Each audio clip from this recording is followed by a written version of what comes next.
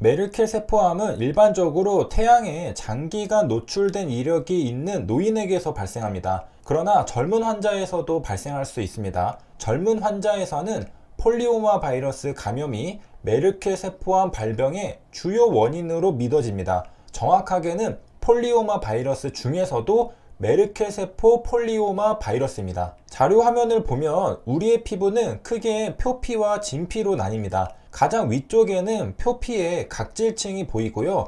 가장 아래쪽에는 진피의 혈관이 보입니다. 그리고 표피와 진피의 경계면에 초록색 멜라닌 세포가 보이고 분홍색 메르켈 세포도 보이죠. 정상적인 메르켈 세포는 길고 가늘며 현미경으로 쉽게 볼 수 없습니다. 그러나 메르켈 세포 암에서는 이야기가 달라집니다. 비정상적인 메르켈 세포는 크기와 수가 모두 증가하죠. 따라서 병리학자가 현미경을 통해 쉽게 볼 수 있습니다. 현미경으로 표피와 진피 사이를 관찰했는데 메르켈 세포가 보인다? 메르켈 세포 암일 가능성이 있습니다. 현대의학은 근거 중심 의학입니다. Evidence Based Medicine, 줄여서 EBM이라고 합니다. 메르켈 세포암은 희귀하기 때문에 대규모 연구 결과를 기반으로 한 치료 방침은 정립되어 있지 않습니다.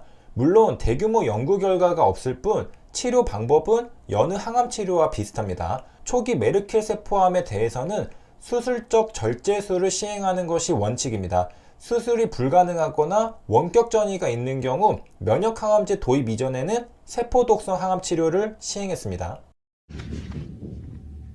피츠버그는 미국 오른쪽 펜실베이니아에 있습니다. 펜실베이니아에서 두 번째로 큰 도시가 바로 피츠버그죠. 메르켈 세포 폴리오마 바이러스는 2008년에 펜실베이니아주의 피츠버그에서 처음으로 보고된 바이러스입니다. 현재 알려진 7가지 암 바이러스들 중 한 종류로 피부암의 희귀한 형태인 메르켈 세포 암을 일으키는 것으로 알려져 있습니다. 이 논문이 바로 처음 메르켈 세포 폴리오마 바이러스를 찾아내서 발표한 논문입니다. 2008년 1월 17일 온라인으로 퍼블리시드된 논문이죠. 2008년이니까 발견된 지 얼마 안 된 바이러스입니다. 이런 걸 보면 인간은 아직 알아내야 할 것들이 많습니다. 메르켈 세포암, Merkel Cell Carcinoma는 줄여서 MCC라고 부릅니다. MCC는 전형적으로 노인들에게 발생합니다. 이렇듯 주로 고령에서 발생하기 때문에 세포독성 항암제의 독성을 견디지 못할 것으로 예상되는 경우에는 마땅한 치료 옵션이 없었습니다. 그리고 MCC는 면역 저하자에게도 영향을 미칩니다. 노인과 면역 저하자가 주요한 환자들입니다. 이러한 환자의 특징이 무엇을 의미하는가? Be suggestive of는 연상시키다는 뜻입니다. A를 관찰했더니 B가 연상되는 것이죠. 어떤 현상을 관찰했더니 머릿속에 무언가 다른 게 떠오른다는 겁니다. 하나의 관념이 다른 관념을 불러일으키는 것이죠. 예를 들어 보겠습니다. 기차를 보고 여행을 떠올리는 현상이 연상입니다. 또 심한 홍수로 집채들이 물에 잠겨버리는 장면을 보면서 노아의 홍수를 연상할 수 있습니다. 정리하면 suggestive 하다는 건 어떤 현상을 보고 나니 다른 어떤 것을 생각하게 되었다는 뜻입니다. 이것이 인간의 사고 능력이죠. 추론 능력입니다. 연관된 다른 무언가를 떠올리는 능력이죠. 상상력입니다. 인간은 배운 것만 가지고 멈추지 않습니다. 인간은 배운 것을 토대로 상상의 징검다리를 놓고 생각을 발전해 나갑니다. 하나를 배우면 열을 아는 게 인간이죠. 메르켈 세포암은 전형적으로 노인들과 면역 저하자들에게 영향을 미친다? 이것이 도대체 무엇을 의미하는 걸까? 연구자들은 생각해 보았습니다. 노인과 면역 저하자들의 공통점은 무엇일까? 면역 저하자들은 이름 그대로 면역이 약한 사람들이죠. 그런데 생각해보니 노인도 면역이 약하죠. 면역이 약하면 병에 잘 걸립니다. 여기저기서 세균 바이러스에 감염되면 속수무책으로 당해버리는 굉장히 취약한 집단이죠. 그렇다면 혹시 메르켈 세포암이 바이러스 감염으로부터 발병하는 것은 아닐까? 연구자들은 MCC 환자들의 구성을 살펴보고 감염을 떠올린 겁니다. MCC처럼 이렇게 노인과 면역 저하자들이 잘 걸리는 비슷한 경우가 무엇이 있을까? 바로 감염을 연상한 것이죠. 아마도 면역이 떨어지면 MCC가 발병할 가능성이 높은 것 같다고 추측했던 겁니다. MCC 환자들의 특성은 MCC가 감염으로부터 왔다는 걸 암시합니다. 그런데 감염하면 백신 기업은 이뮤노믹? 이렇게 연결되는 겁니다. 연구자들은 이런 생각에 미치자 해야 할 일은 명확해집니다. 바로 메르켈 세포암을 조사해봐야겠죠. 조사를 안 하고는 못 베길 겁니다. 도대체 그 안에 무엇이 들어있는지, 정말 감염이라면 감염을 일으키는 무언가가 들어있을 겁니다. 미생물이 있겠죠. 들여다보니 정말 무언가 있었습니다. 바이러스였죠.